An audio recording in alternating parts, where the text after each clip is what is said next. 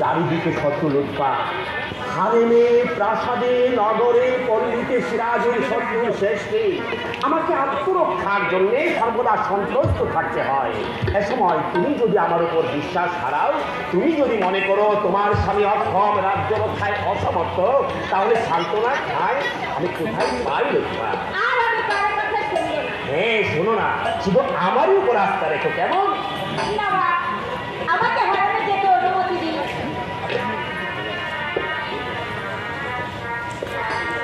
তুমি একটুকাল অপেক্ষা করো, এত লোকটা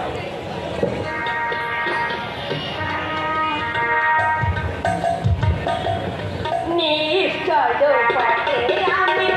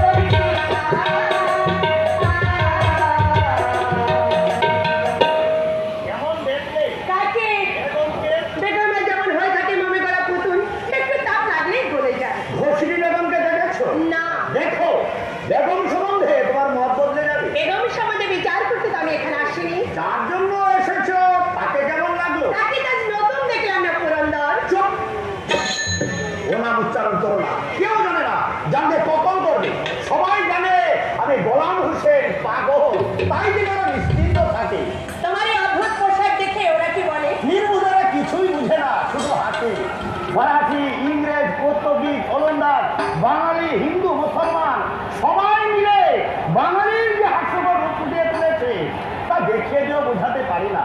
ওরা ভাবে পাগলের খেয়াল, কিন্তু বুঝে না যে আজকাল বাঙালির সত্যিকার রূপে এই সকলের পরিহাস অযোগ্যের আত্মনাশেও তুমি এখানে এভাবে পড়ে আছো কেন?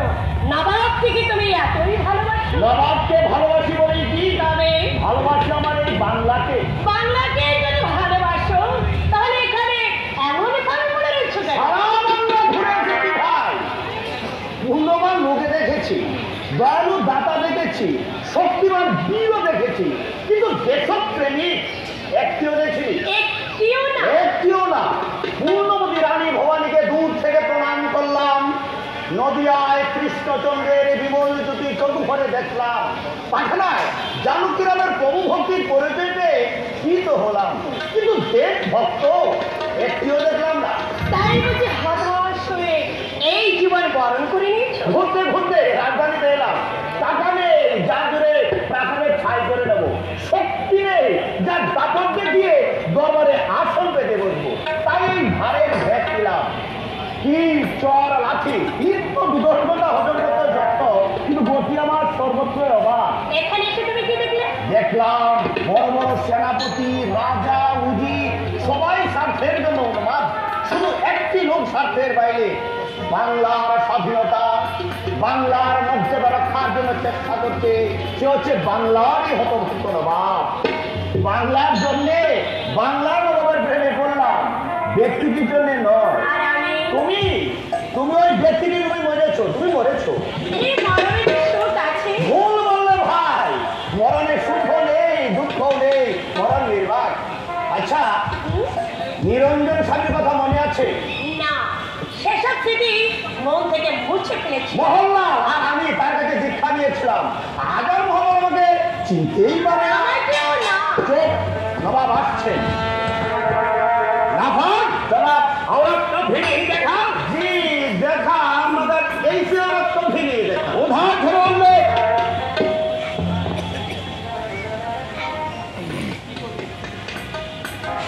তারপর সুন্দরী, আপনার আদেশের অপেক্ষা রয়েছে জাহাপনা। আমার আদেশে তুমি আনিত হনি, স্বেচ্ছায় এসেছো। এসেছে আমার অন্তরের আদেশ। নবাব সিরাজউদ্দৌলা সম্বন্ধে তুমি কি একেবারে অজ্ঞ? কেন জাহাপনা? তোমার অসংকোচ ব্যবহার দেখে এক প্রশ্নই বারবার আমার মনকে নাড়া দিচ্ছে। সংকোচ, সংশয়, ভয় সব কাটিয়ে নিয়ে ফেলেছি। তোমার কোনো ভয় নেই? না জাহাপনা। কেন? তুমি কি শুনোনি নবাব সিরাজউদ্দৌলা নারী সংগ্রামে কোন মর্যাদায় দেয় না। তুমি কি শোনোনি নারীত্বের চরম লাঞ্ছনায় নারী যখন ডুবলে কাঁধে সিরাজ প্রধান আনন্দে হাতে? তুমি কি শোনোনি সিরাজের ছায়া যেখানে পড়ে সেখানকার ঘাস পড়ে যায়, চোখ শুকিয়ে যায়, মাটি পেটে ওঠে? আমি তাও শুনেছি। তুমি সব শুনেও আমার সামনে আসতে সাহস আছে? বিচিত্র বালিকা তুমি। আমি সেসব কথা বিশ্বাস করিনি জাহাপনা। বিশ্বাস করোনি? না জাহাপনা। কেন? ওসব সত্য রচনা আমি জানি জাহাপনা। তুমি জানো? জানি জাহাপনা। ওই সিংহাসনের উপর লোভ রয়েছে অনেকেই, কিন্তু সত্যের পরিচয় দিয়ে সিংহাসন অধিকার করার সাহস যাদের নেই তারাই প্রজাদের খেপে তোলে এসব তুচ্ছ রচনা করে।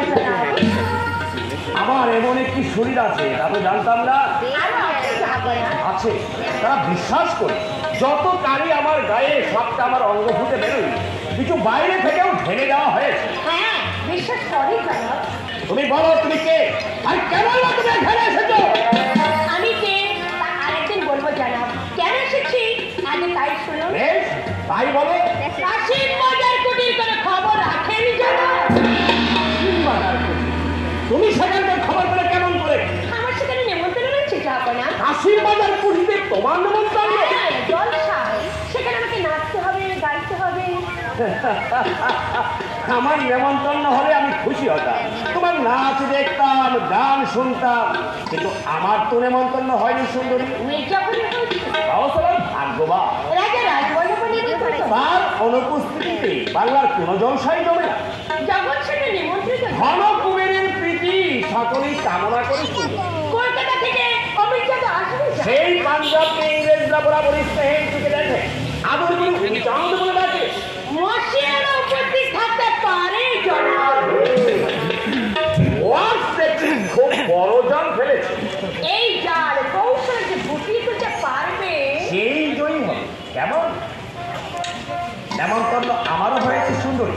কাশিম বাজার কুঠির জলসায় তোমার সঙ্গে আমার নিশ্চয়ই দেখা হবে। আজকে কেমন আছে জনাব? আমি আজ জনাব বাংলার নবাব শুধু বিরাজ বেশনের ভিড় কাটে একথা দেখছি, তুমিও বিশ্বাস করো? না, না। মানে কেমন করে বিশ্বাস করো যে তুমি যে খবরের সন্ধান রাখো বাংলা নবাবের তার এক পরামর্শ নেই? আমি ভেবেছিলাম নবাবের সপক্ষের শত্রুরা এসব সংবাদ সাজাতে গোপন রাখতে চায়। চেষ্টা করলে কি সব কথা গোপন রাখা যায়? এই যে তুমি তোমার পরিচয় গোপন করার এত চেষ্টা করলে কিন্তু পারবে? আমার পরিচয় দেখতে পেয়েছি জনাব। পেয়েছি বই কি অস্বীকার করতে পারলে তুমি করতে চাও? যারা তোমাকে পাঠিয়েছে তারা ভেবেছে তোমার মুখ দেখে আমি একেবারে করে যাব। তাদের গতিবিধি সম্বন্ধে কতটুকু খবর রাখি কৌশলে তাই জেনে নিয়ে তুমি তাদের বলে দেবে। আমাকে তারা ভালো করে জানে বলে তোমার মুখ দেখে আমি একেবারে বলে না গেলেও মুগ্ধ হয়েছে সুন্দরী, তাই তোমাকে তো আমি ছেড়ে দেবো না, আমার হারে মেয়ে রেখে দেবো। খবর নিয়ে তুমি তাদের কাছে ফিরে যেতে পারবে না। সংকোচ, সংশয়, ভয় সব কাটিয়ে নাকি তুমি এখানে এসেছো? আপনি আমাকে ভুলে বসবেন না জাহাপনা। আমি আপনার শত্রুপক্ষের গুপ্তচর নই। তাহলে মিত্রপক্ষে থাকতে এত ভয় কেন? বাইরে আমার অনেক কাজ হচ্ছে জাহাপনা। আজ থেকে সমস্ত কাজের ভার নিজে নিয়ে আমার কথাকে অবিচার করবেন না জনাব। জীবনে অনেক দুঃখ, অনেক লাঞ্ছনা আমাকে সইতে হয়েছে। কলঙ্ক, কালিময়, নাম, পরিচয় সব কিছু ঢাকা পড়ে গেছে। বেঁচে থাকবার মতো এতটুকু গৌরববোধ এখন অবশিষ্ট রয়েছে। গুপ্তচরের কলঙ্ক নিয়ে আপনি সেটুকু নষ্ট করে দেবেন না জনাব। শুধু এইটুকু দয়া আপনি আমাকে করুন জনাব। আপনি আমাকে তুমি অত্যন্ত গুরুতর সব খবরের সন্ধান রাখো। আমার শত্রুরা মনে করে আমি এসব খবর রাখি না। তোমাকে বাইরে যেতে দিলে তুমি তাদেরকে বলে দেবে যে নবাবের অজানা কিছু নেই। এমন অবস্থায় আমি কি তোমাকে প্রাসাদের বাইরে যেতে দিতে পারি? বলো, পারি আমি? আপনার সন্ধ্যা দূর না হলে আপনি সেটা পারেন না তবে? কিন্তু আমি বাইরে যেতে না পারলে আপনার যে বেশি ক্ষতি হবে জনাব। বলো কি ক্ষতি? প্রাসাদের বাইরে একদল লোককে সর্বদা সতর্ক থাকতে হয় নবাবের সপক্ষের সংবাদ সংগ্রহ করবার জন্য। তুমি বলতে চাও তুমিও তাদের একজন?